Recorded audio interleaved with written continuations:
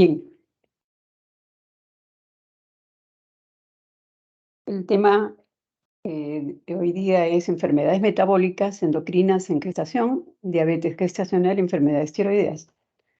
Entonces, el síndrome metabólico es un conjunto de alteraciones metabólicas y cardiovasculares que están relacionadas con la resistencia a la insulina, a la obesidad abdominal y una inflamación sistémica crónica de bajo grado. Durante el embarazo ocurren una serie de procesos que lo pueden alterar, pero uno muy importante es el nutricional y que afecta de una manera directa el sistema endocrino. Aquí vamos a ver que se va a alterar el ciclo metabólico normal y ocasiona en el cuerpo una inadecuada reacción metabólica. Eh, el embarazo es pues un síndrome metabólico transitorio, ¿no? Va a predisponer a una disfunción endotelial, ¿no? En el embarazo normal hay un gasto cardíaco aumentado, hay tendencia a la hipercoagulabilidad, hay aumento de los marcadores de inflamación y después de la semana 20 hay resistencia a la insulina y dislipidemia. Entonces, vamos a ver que estas alteraciones hacen que haya un desbalance de las sustancias químicas que van a provocar justamente estas reacciones que van a desestabilizar a órganos vitales, ¿no? Como el hígado, el páncreas, y va a afectar pues la salud de quienes están padeciéndola. Un ejemplo de ellos es un embarazo, ¿no? Donde se van a manifestar alteraciones como la hipertensión arterial, la diabetes, alteraciones tiroideas, dislipidemias, entre otras.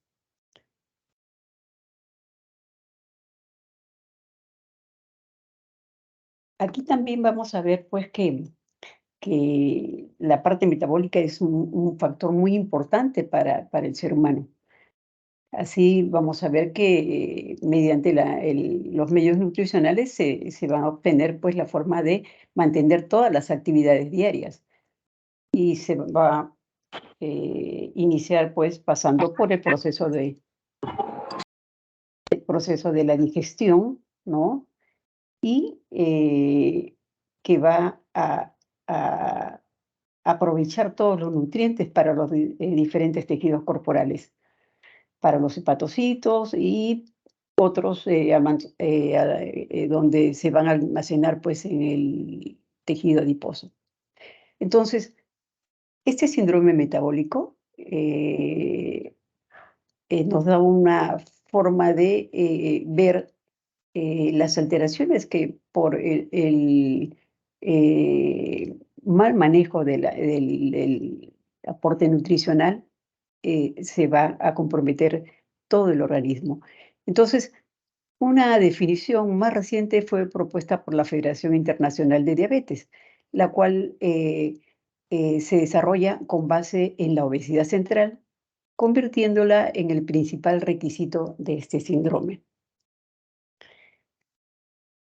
Entonces, aquí vamos a ver pues que este síndrome metabólico tiene ciertos parámetros que eh, se toman en cuenta. Hemos visto lo de la grasa abdominal. Entonces, para esto se mide la circunferencia abdominal en las mujeres en las cuales se tiene si es mayor o igual a 88 centímetros. Eh, Después tenemos la elevación de los triglicéridos mayor o igual a 150 miligramos, que viene a ser 1,7 milimoles por litro. Tercero, la disminución del HDL colesterol menor a 50 miligramos, o sea, 1,1 milimoles por litro.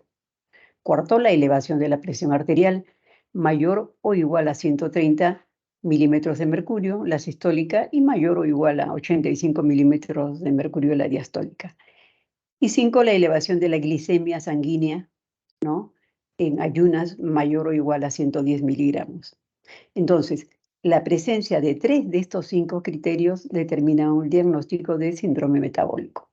Entonces, teniendo en cuenta todo esto, nosotros vamos a poder visualizar qué pacientes podrían ser susceptibles de presentar este síndrome, ayudándonos pues por los datos de laboratorio. También hay que tener en cuenta que hay una alta tasa de complicaciones en el embarazo, ¿no? Asociadas a la presencia del síndrome metabólico. Además, es necesario considerar el embarazo en la gestante con obesidad como de alto riesgo. Ahora, las mujeres con el síndrome metabólico, ¿no? Las que poseen un alto nivel de triglicéridos, la obesidad e hipertensión, estas van a correr un riesgo mayor de desarrollar preeclampsia o podrían estar sensibilizadas, ¿no? Si ya eran portadoras antes del embarazo.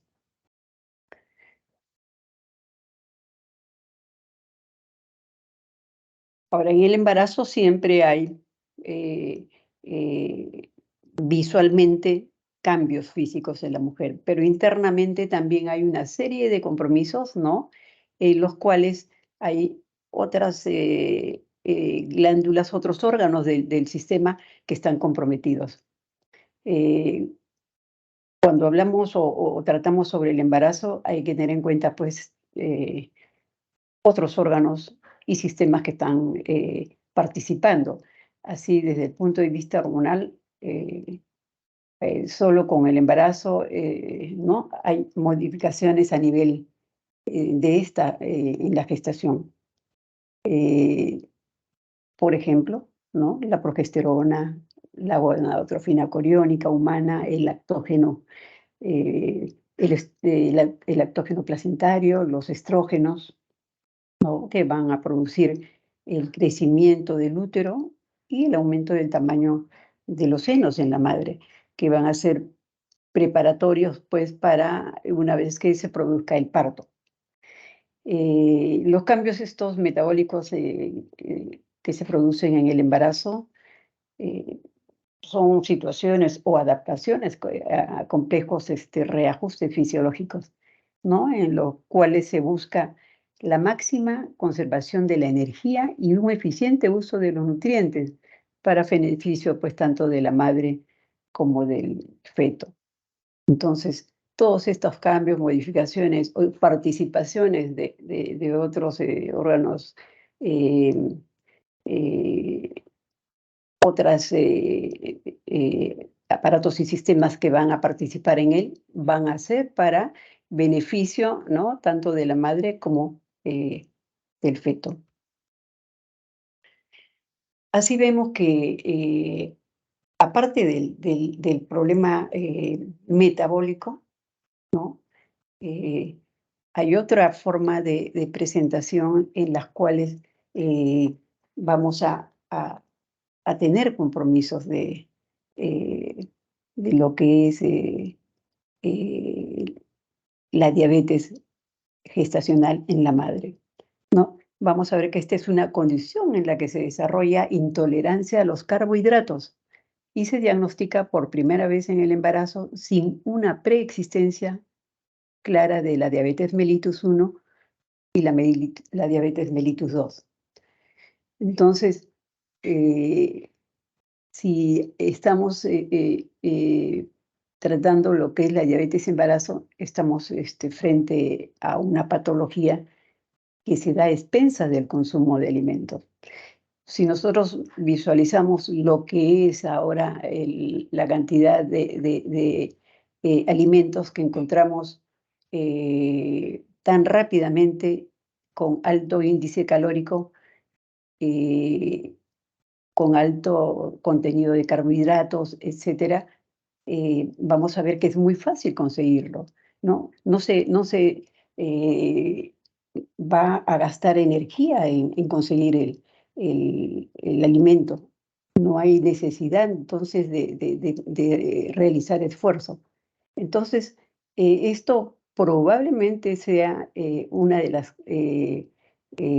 razones más, ¿no? Que llevan a provocar una tendencia a la obesidad y un aumento, pues, de la resistencia a la insulina, que va a favorecer la aparición de un tipo de diabetes, ¿no? Que es la diabetes de tipo 2.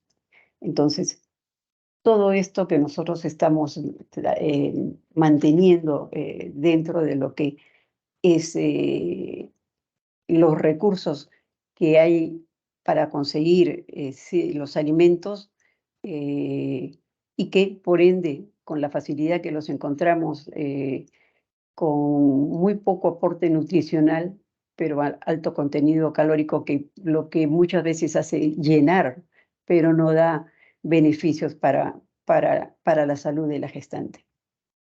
Entonces, si nosotros hablamos de la diabetes gestacional, tenemos que decir que el embarazo constituye un estado que es potencialmente diabetogénico. Aquí se va a producir una hipertrofia, una hiperplasia e hipersecreción de la célula beta del páncreas. Y todo esto es debido a un incremento de la resistencia periférica a la insulina, mediados por el alza de algunas hormonas como el lactógeno placentario, la progesterona, los estrógenos, la prolactina, el cortisol, después de las 20 semanas. Y vamos viendo pues que hay un consumo de la glucosa por el feto que va a producir una tendencia a la hipoglicemia materna en periodos de ayuno y a una lipólisis acelerada con un aumento de los cuerpos cetónicos. Hay resistencia a la acción hipoglicemiante de la insulina postprandial, lo que es un anabolismo facilitado, para asegurar un adecuado aporte del feto. Entonces, estamos viendo aquí que todo lo que el organismo hace es cambiar su fisiología para darle el alimento y asegurar un adecuado aporte al feto. El feto prácticamente aquí recibe todo, ¿no? De una manera directa, sin realizar mayor esfuerzo. Y como consecuencia de esto, el embarazo normal se asocia a una hipoglicemia leve en ayuno, a una hiperglicemia postprandial, a una hiperinsulinemia y datos, funciones que estamos viendo que va a poner en prueba la capacidad de secretar insulina por el páncreas de la gestante. Y si ésta se encuentra disminuida, ya sea por causas genéticas o adquiridas, se va a producir cifras anormales en la glicemia. Ahora, la diabetes gestacional en realidad no suele ser grave, ¿no? Con dieta, con ejercicios, se normalizan los niveles del azúcar, aunque muchas veces es necesario utilizar la insulina.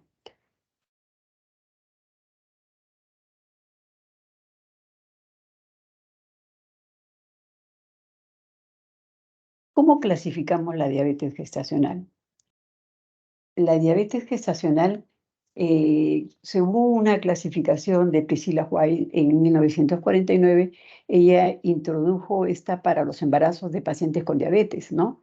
La cual clasifican a los pacientes en función de sus niveles de riesgo y permite adaptar efectivamente, ¿no? El protocolo para el tratamiento.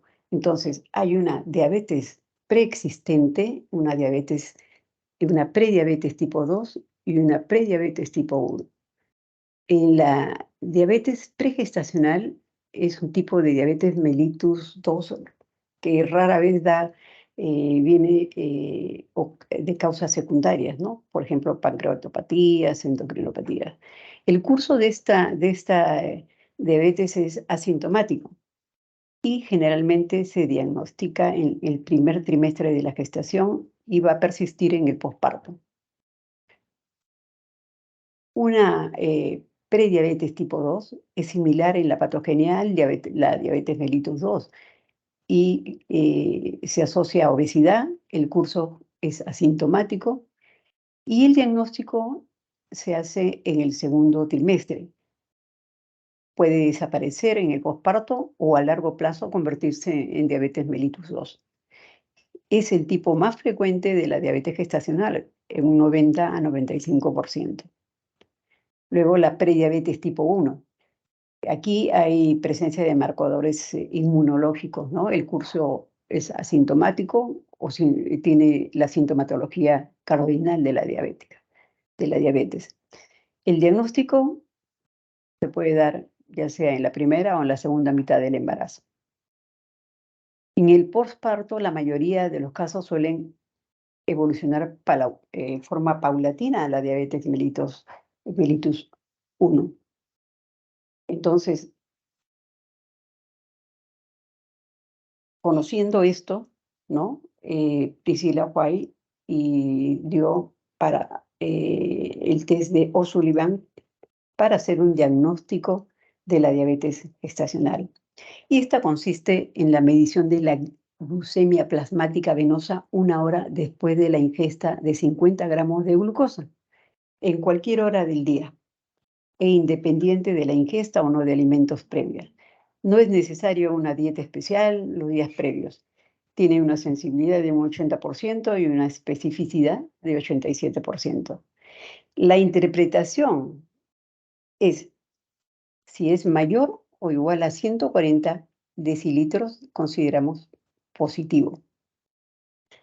Entonces, este cribado y diagnóstico de la diabetes gestacional se va a hacer en todas las pacientes que sospechemos, ¿no? Puede ser portadora de una diabetes gestacional.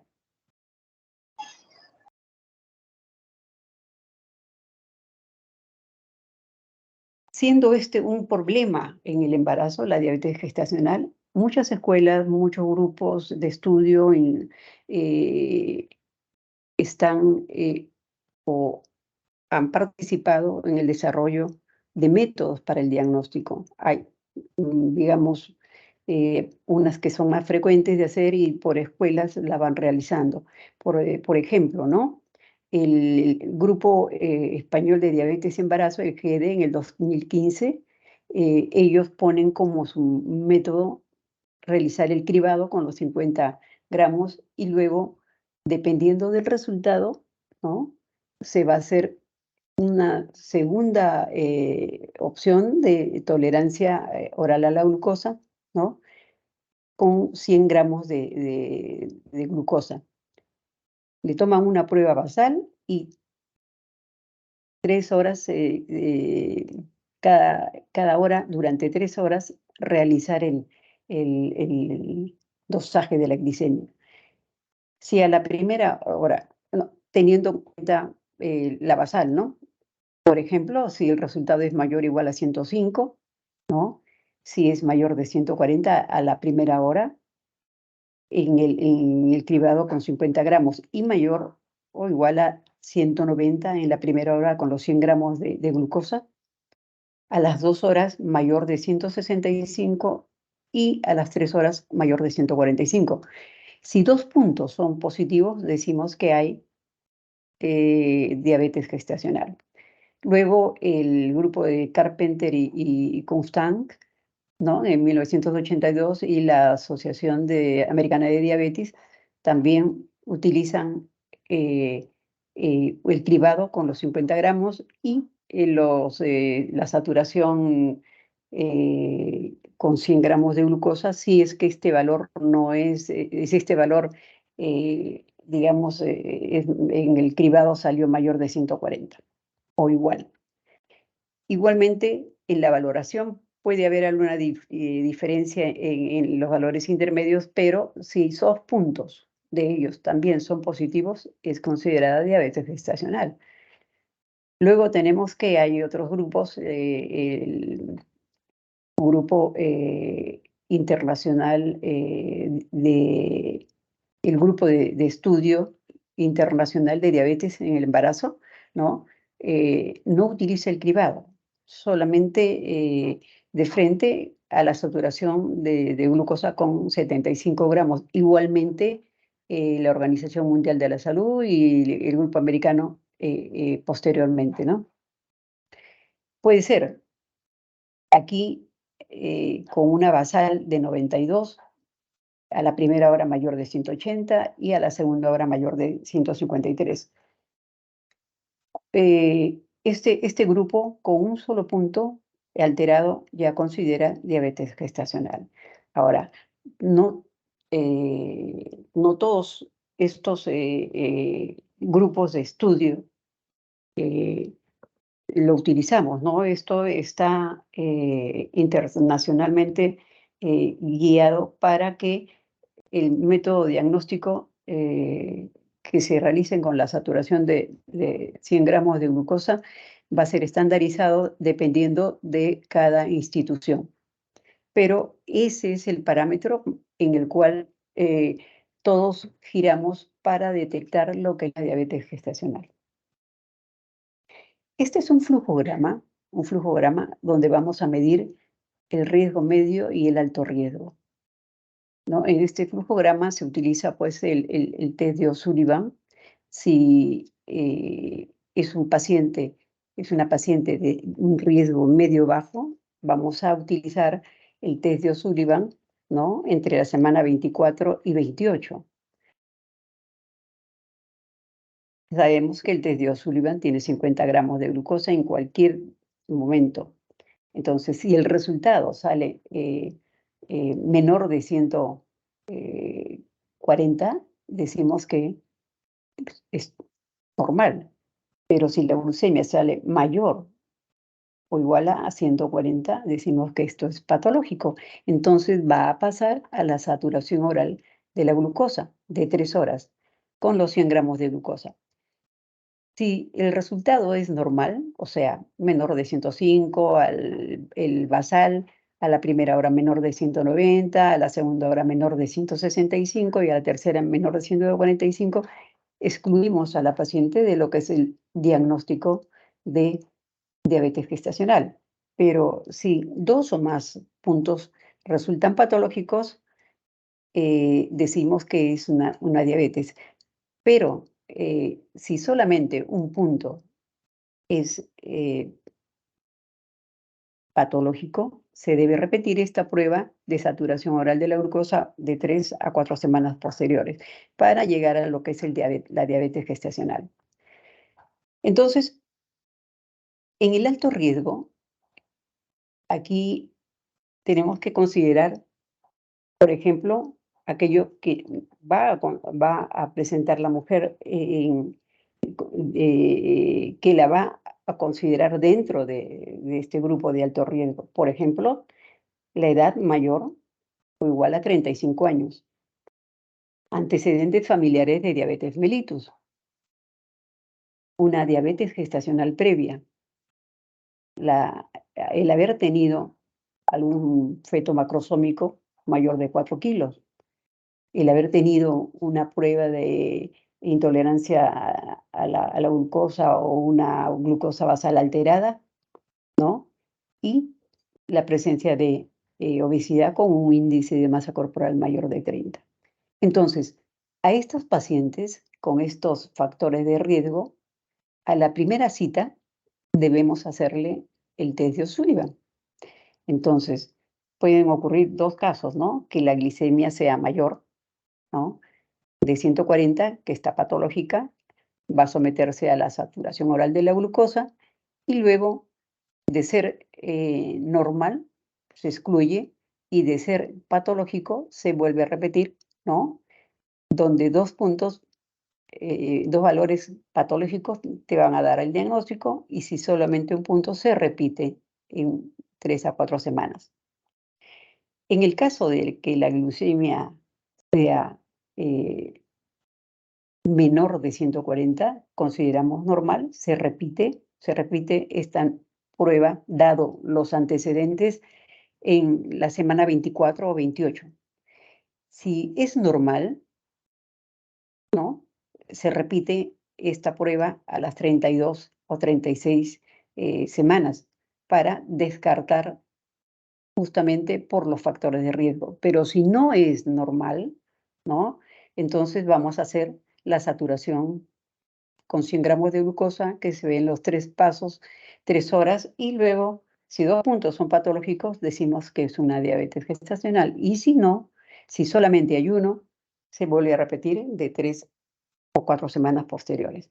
Entonces, con este flujograma nosotros podemos descartar ¿no? Fácilmente lo que es una diabetes gestacional y tener como parámetro, ¿no?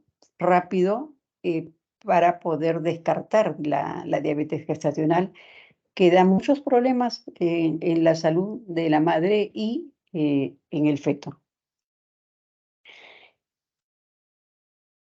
¿Por qué tenemos que hacer todo este descarte? Porque aquí vamos a encontrar que va a perjudicar, ¿no? La diabetes tanto a la madre como al feto. Aquí hay repercusiones maternos fetales que son bastante complicadas. Entonces, y queremos justamente evitar, por ejemplo, en la madre, justamente por el aumento desmedido de peso y también del producto, el parto quirúrgico es más frecuente, o sea, la cesárea es mucho más frecuente en las pacientes con diabetes o diabetes gestacional. Son muy propensas a la patología hipertensiva, o sea, podemos encontrar preeclampsia agregada, ¿no? Y que va a comprometer tanto a la madre como al feto. Y posteriormente desarrollar lo que es la diabetes. En el feto vamos a encontrar que hay una elevada mortalidad perinatal. Todo esto debido al control o descontrol metabólico, ¿no? Hay una morbilidad perinatal cuando el bebé pues, puede encontrarse con hipoglicemia, hiperbilirubinemia, hipocalcemia, policitemia y una restricción del crecimiento intrauterino. Entonces, todo esto va a ser condicionado por la diabetes gestacional muchas veces inadvertida en la madre, ¿no? También la presencia de macrosomías, ¿no? Que va a condicionar pues los partos distóxicos. Muchas veces malformaciones congénitas, ¿no? Que se van a producir, sufrimiento fetal aguda, síndrome de distrés respiratorio, ¿no? Y posteriormente, tanto en niños o adolescentes, que son más propensos a obesidad y la intolerancia glucídica. Entonces, estas repercusiones nos hacen ver que mientras no tengamos un diagnóstico adecuado, no vamos a poder darle el tratamiento ni mejorar el estado general de la paciente. Entonces, el tratamiento está basado en el control glicémico de la gestante. Se ha llegado a la conclusión por las entidades que están comprometidas en su manejo, ¿no?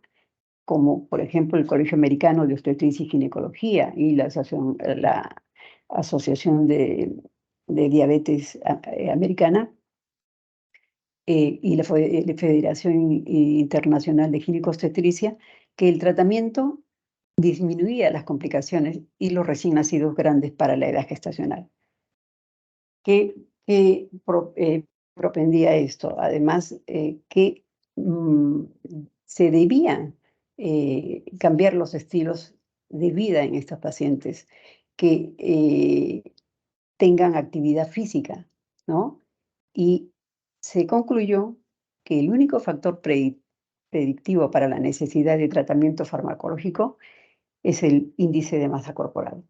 Entonces, cambiando los estilos de vida, muchas veces con control y bajo un régimen nutricional eh, que, sea, que se adapte a las necesidades de la paciente, se podría muchas veces disminuir el excesivo mm, desarrollo de peso del feto y por ende, pues,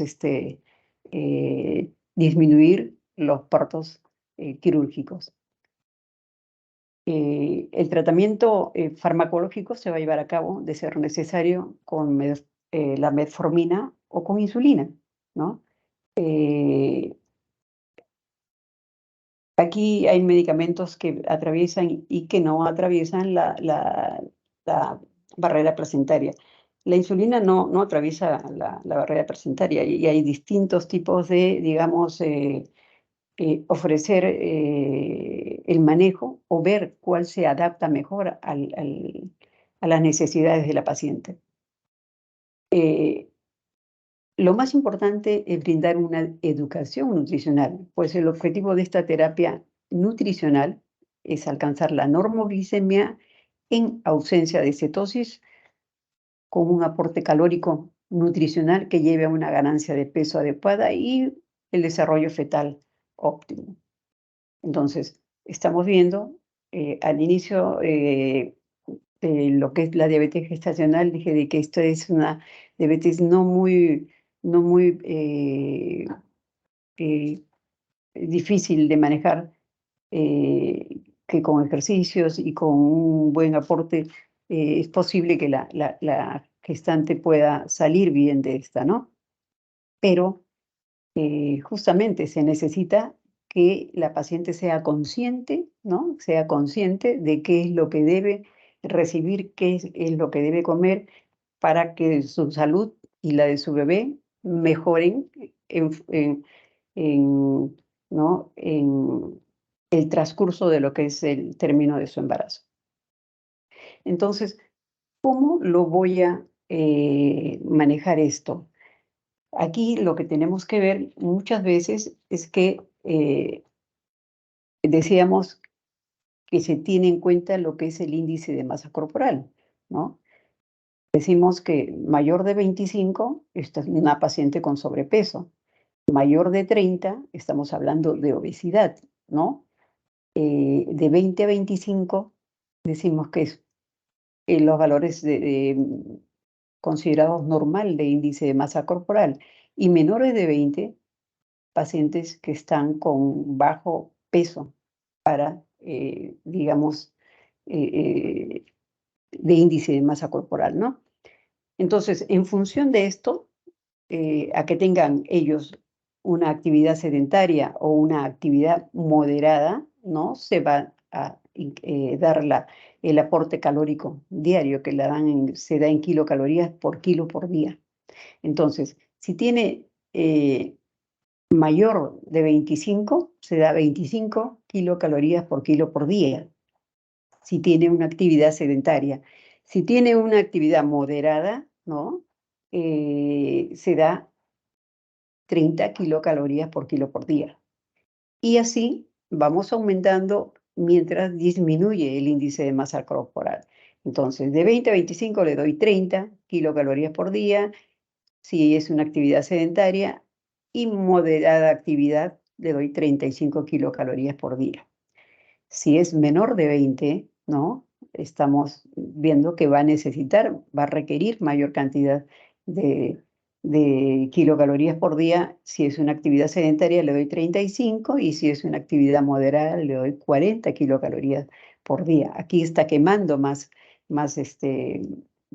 calorías, pero con el añadido de que se debe añadir 340 kilocalorías en el segundo trimestre y 452 kilocalorías en el tercer trimestre. Entonces, vamos viendo que dosificando el aporte calórico se puede llegar a tener resultados óptimos para la gestante y para su bebé. Entonces, aquí en esta lámina vamos a ver pues que tras el alumbramiento se produce un descenso de las hormonas placentarias. Tenemos que disminuye la gonotrofina coriónica, el lactógeno placentario, los estrógenos, la progesterona, ¿no? Este descenso va a posibilitar un aumento de la prolactina por la liberación, ¿no? De la actividad de la hipófisis y el desbloqueo de la glándula mamaria para prepararla, ¿no? Para prepararla para el momento de la lactancia. Esto ocurre tras el alumbramiento. Pero dentro de lo que es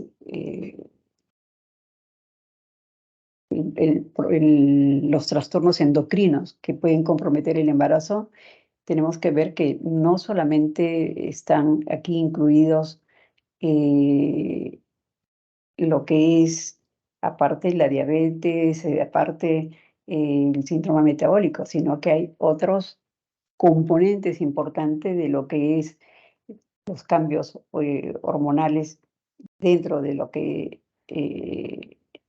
vemos, ya sea en las funciones de la hipófisis, del hipotálamo, que hay un problema que afecta muchas veces el embarazo, que es los prolactinomas.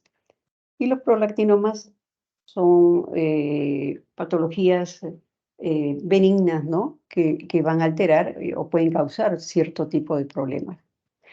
La hiperprolactinemia actúa a nivel hipotalámico, inhibiendo la pulsatividad de la GnRH, lo que condiciona anovulación, oligomenorrea, amenorrea, galactorrea e infertilidad.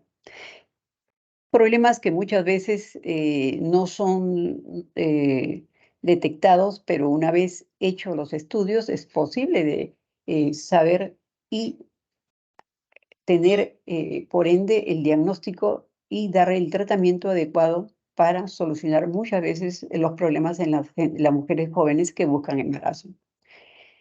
¿Cómo se hace este manejo? El manejo es a base de agonistas dopaminérgicos, como la bromocriptina o la cabergolina, ¿no? Y se establecen ciclos ovulatorios, la fertilidad y por ende el embarazo. Entonces, estos prolactinomas pueden ser de dos tipos, ¿no? Decimos que la patología médico de los prolactinomas con agonistas dopaminérgicos previos al embarazo puede explicar la baja tasa de complicaciones intraembarazo. Entonces, se va a suplir este problema, ¿no? Con la medicación que va a hacer que se desarrollen los embarazos de una manera normal. Y estos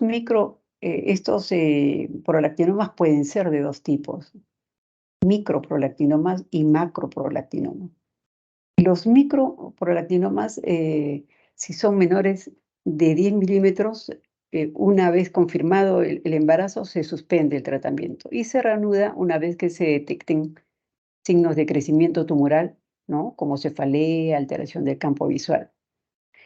Luego vienen los macroprolactinomas, el tratamiento, los que son mayores de 10 milímetros, ¿no? Estos se mantienen, pues el riesgo de crecimiento tumoral significativo es aproximadamente el 25%, ¿no? O tener conocimiento de estos, de cirugía o radioterapia previo al embarazo. Entonces, detectados estos tipos de problemas, es posible hacerle el seguimiento, darle tratamiento o en su defecto, si la mujer todavía no está, digamos, embarazada, es posible darle el tratamiento y planificar su embarazo posteriormente a los controles que se pueda hacer. ¿Cómo voy a manejar este desarrollo, si está yendo bien, si está disminuyendo, si crece o no? Esto básicamente se hace por imágenes, ¿no? La resonancia magnética vemos que es segura y es superior a la tomografía axial computarizada. Ahora, no hay evidencia de lesiones del embrión por la frecuencia radiomagnética y el Comité Nacional de Protección Radiológica se aconseja utilizarla luego del tercer trimestre en lo posible. Generalmente, si se desarrolla el embarazo, todas las patologías, todos los estudios, ¿no? Tienen que hacerse posterior al tercer mes del embarazo. Eh, Muchas veces requiere un estudio anterior, pero se tiene que tomar todas las consideraciones necesarias para poder afectar en lo menos posible al feto, ¿no? Al embrión. Entonces, aquí nosotros, básicamente, importante es el seguimiento y el manejo, pues, farmacológico. Otro problema que se puede presentar en el parto es el síndrome de Sheehan, ¿no? Y se denomina así a la necrosis isquémica de la hipófisis anterior. Y esto es secundaria a una hemorragia grave del parto con colapso vascular grave. la pérdida del tejido mayor a 75% va a ser evidente algún déficit hormonal. Vemos que el signo más precoz que se halla en este síndrome de Sheehan es una ausencia de la lactancia, luego amenorrea posparto y signos y síntomas de hipoestrogenismo, hipotiroidismo e hipocortisolismo. En este síndrome de Sheehan se presentaba con relativa frecuencia cuando había una hemorragia muy severa, que era imposible, eh, que había sido imposible cohibir y había un gran colapso en la paciente. Entonces se hacía evidente este tipo de problema. Por esto es que tan importantes son las claves, ¿no? Clave roja en este sentido y clave azul en la diabetes gestacional, porque las pacientes muchas veces cursan con preeclampsia condicionadas por su estado metabólico. Otro problema frecuente en el embarazo lo da el compromiso con la tiroides. Vemos que durante el embarazo normal, ¿no? Se produce un aumento del tamaño de la glándula tiroidea. Sin embargo, esto no es muy notable, ¿no? Y sin embargo, digamos, si nosotros percibimos un crecimiento en el cuello de la mujer o palpamos algún bocio o nódulo, esta debe ser evaluada. También la concentración de T3 y T4 se elevan desde el segundo mes del embarazo. La tiroxina aumentada probablemente por incremento de la degradación placentaria. Y vamos a ver, pues, que la patología tiroidea después de la diabetes, ¿no? La constituye la endocrinopatía más frecuente del embarazo. Y los problemas que van a condicionar justamente esta patología es el hipertiroidismo, el hipotiroidismo, la enfermedad nodular tiroidea, ¿no? Y otras más que son condicionadas, pues, justamente por algún problema de tipo inmunológico. El hipertiroidismo. Hablar de hipertiroidismo es hablar de una patología que complica 1 de cada 2.000 embarazos. Y vamos a encontrar signos útiles para su diagnóstico si encontramos taquicardia materna, frecuencia del pulso elevada durante el sueño, la tiromegalia, ¿no? El crecimiento de la glándula tiroides, si encontramos exoftalmia. Además, si la paciente presenta dificultad para ganar peso y en laboratorio encontramos la T4 libre con niveles de TSH menores de 0.05 miliunidades por litro. Entonces, generalmente el diagnóstico de hipertiroidismo se da ectoscópicamente con la paciente, pero hay algunos casos en que no todos estos están presentes, ¿no? Y que el laboratorio nos va a dar o nos va a complementar para un diagnóstico adecuado. Tenemos la enfermedad de Graves, ¿no? De Graves-Basedov, es la causa principal de la tirotoxicosis en el embarazo. Este es un proceso autoinmune, órgano específico, con anticuerpos que estimulan la tiroides, simulando la tirotropina. Entonces, la hipertirotoxinemia en embarazo temprano se presume asociada a una respuesta exagerada a la gonadotrofina coriónico.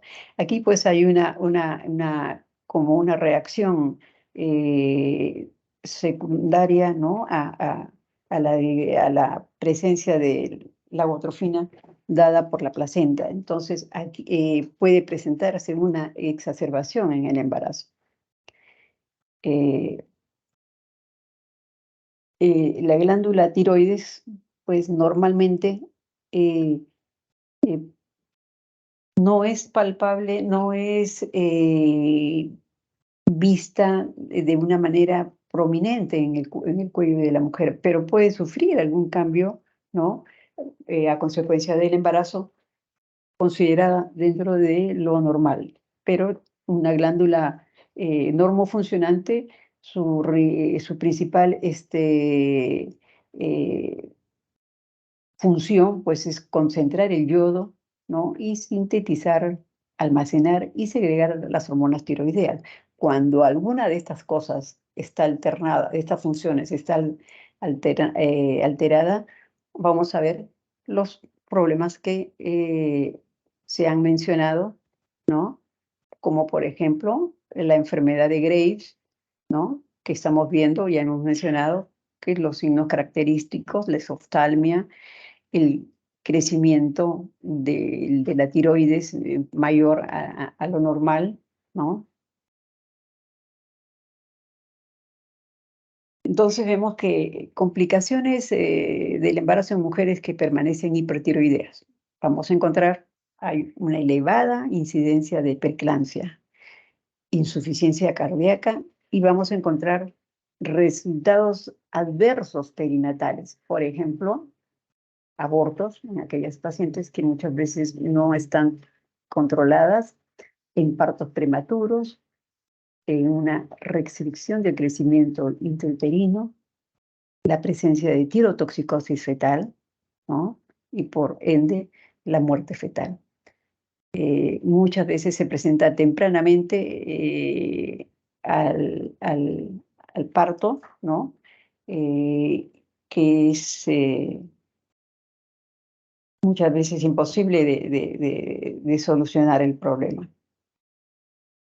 Luego, otro problema, pero más manejable, ¿no? Es el hipotiroidismo. La etiología más frecuente en edad fértil justamente es la autoinmune, la tiroiditis de Hashimoto, y le sigue la inducida por yodo radioactivo. Aquí se asocia a infertilidad en más del 70% de los casos, pero con tratamiento se logran embarazar. Si no se recibe tratamiento, va a aumentar el riesgo de aborto e impide el normal desarrollo de la placenta. Vamos viendo aquí, pues, que dentro de lo que es las dos patologías, el hipotiroidismo o el hipertiroidismo, estas dos patologías, la más grave vendría a ser el hipertiroidismo, ¿no? Difícil de controlar muchas veces. Em, Vemos, pues, la glándula, ¿no? De un tamaño que muchas veces es no perceptible algún cambio. Ligeramente podría aumentar en el embarazo, pero sin mayor problema. Decimos también que paralelamente a lo que es eh, la enfermedad tiroidea, puede presentarse aquí otro problema que es la paratiroidea, la dada por la hormona paratiroides, que son unas glandulitas que están paralelas a ambos lados de la glándula tiroides, ¿no? Entonces, el hiperparatiroidismo materno, si la enfermedad no es tratada, existe un 26% de mortalidad fetal y neonatal, y se debe hacer una cirugía en el segundo trimestre. Entonces, básicamente, una hiperfunción de la glándula paratiroidea que muchas veces es manejada, ¿no? Manejada antes, con anterioridad a un embarazo, pero debe ser tratada tempranamente para evitarnos problemas de mortalidad fetal y neonatal. Luego viene el hipoparatiroidismo materno. Generalmente, esta patología es debida a la extirpación inadvertida de la paratiroides en una cirugía tiroidea. Cuando ocurre esto, a la extirpación inadvertida, usualmente se detecta, ¿no? Posteriormente por la patología. La anatomía patológica va a decir qué es lo que se ha extraído, ¿no? Y qué componentes tiene.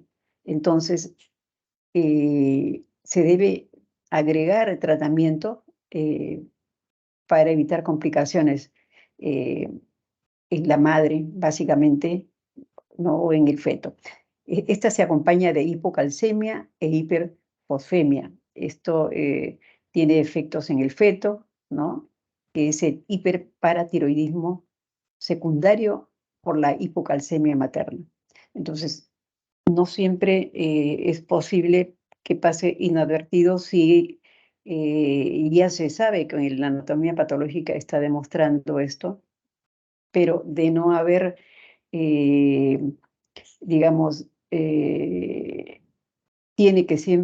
siempre tiene que darse el suplemento, el tratamiento, para que tanto la madre como el feto pues tenga un aporte adecuado. Y el tratamiento está dado en base pues al calcio y al 1,25 de vitamina D que se tiene que darle a la madre, ya de por vida, ¿no? Posteriormente, tenemos que ver que hay patologías que están dentro de lo que son enfermedades médicas, ¿no? Pero que pueden afectar el embarazo, pues aquí se va a producir un aumento de la globulina transportadora del corticoide, el cortisol plasmático libre y conjugado y el cortisol urinario. Vamos a ver que la aldosterona y la desoxicosterona aumentan precozmente y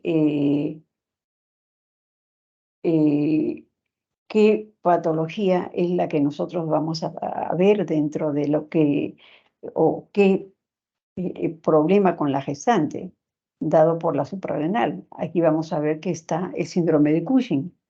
La mujer habitualmente es infértil, presenta estrías, presenta una ganancia excesiva de peso. Además, presenta edema, hipertensión arterial y el pronóstico perinatal es reservado, ¿no? Si una mujer con un síndrome de Cushing se embaraza, pues cursa con una serie de compromisos, tanto de la presión, la amenaza de parto pretérmino, de tal manera que el pronóstico perinatal es pues reservado. Va a presentar, dada la patología, una cantidad excesiva de estrías en todo su cuerpo. La parte que normalmente del vientre en el embarazo tiene ya presencia de estrías, aquí son marcadas como si fueran cortes, ¿no? En el pecho, en la zona anterior, también marcada presencia de estrías, la zona posterior, la cara. Y es increíble. Hemos tenido nosotros en el hospital, he manejado a una paciente que justamente ese era su cuarto embarazo, creo. Muchas pérdidas y se había logrado embarazar. Estaba con problemas de hipertensión. Entonces se hospitalizó para darle un tratamiento, digamos, más vigilado y controlado con tanto las especialidades, ¿no? De tal manera que su cuerpo era todo esto que ven ustedes ahí, ¿no? Y creo que más todavía. La paciente cuando pasaba con los alumnos decía que ella era un libro abierto para los estudiantes. Una paciente con bastante receptividad, ¿no? Muy accesible a mostrar por qué otras señoras no lo quieren hacer. Pero lo bueno de esto es que se logró su embarazo llegar no a completar las 40 semanas, ¿no? Se aproximó lo más a las 36 semanas para poder darle la oportunidad al bebé, pues también de tener ganancia de peso y tener pues mejores oportunidades. Entonces, estas múltiples estrías justamente son las que son condicionadas por los problemas, como decíamos, en el embarazo dado por la suprarrenal. El pronóstico perinatal, decíamos que era reservado, hay una prevalencia de parto prematuro, mortalidad fetal tardía, ¿no? Aquí debemos de buscar cuál es la causa, un tumor a nivel de hipófisis o un tumor suprarrenal. Y básicamente el tratamiento era quirúrgico, ¿no? El tratamiento es quirúrgico. Y por hipofunción suprarrenal, hemos visto la hiperfunción, esta vez es la hipofunción suprarrenal. Y puede ser primaria, ¿no? La enfermedad de Addison, y secundaria a un déficit de ACTH por hipofunción hipoficiaria o por una terapia prolongada con corticoides. Aquí lo que vamos a encontrar que es las descompensaciones agudas suelen ocurrir en el posparto. Y vamos a ver que no es frecuente el embarazo, pero hay un riesgo mayor en los 3 primeros meses y en el momento del parto. Vamos a encontrar que el cuadro clínico se va a caracterizar por una melanodermia, trastornos digestivos, hipotensión. Con el uso de hormonoterapia sintética, ¿no? La mortalidad ha disminuido, encontrándose en la actualidad entre 5 a 10%. Entonces, estamos viendo pues que hay un compromiso sistémico, ¿no? En algunas pacientes eh, con compromisos de algún aparato o sistema que puede alterar el normal desarrollo de este. Y el conocerlos y el manejo coordinado con las especialidades que están comprometidas, pues va a ser posible que se llegue a un buen puerto cuando hay pacientes con alguna de estas alteraciones. El seguimiento con las pacientes no va a ser el que se hace de acuerdo al control prenatal que habitualmente tenemos, que es 1 por mes, ¿no? El tratamiento aquí es un manejo conjunto con las especialidades, con endocrino, ¿no? Para justamente ver y regular la terapia que de ser necesario tenga nuestra paciente. Entonces, vamos a ver que esto que les he traído va muchas veces van ustedes a encontrarlo muchas veces en la práctica. Y el poder hacer el diagnóstico oportuno nos va a dar la capacidad de entender y atender y darle el tratamiento que corresponde al tiempo del embarazo. Bien, bueno, eso es lo que les traía como parte de lo que son las enfermedades metabólicas y endocrinas en el embarazo. Muy bien.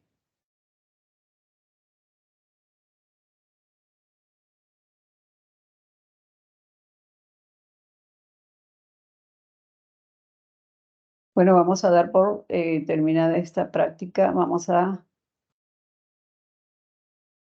terminar con la grabación. No sé, me parece que uno de sus compañeros ha empezado la grabación.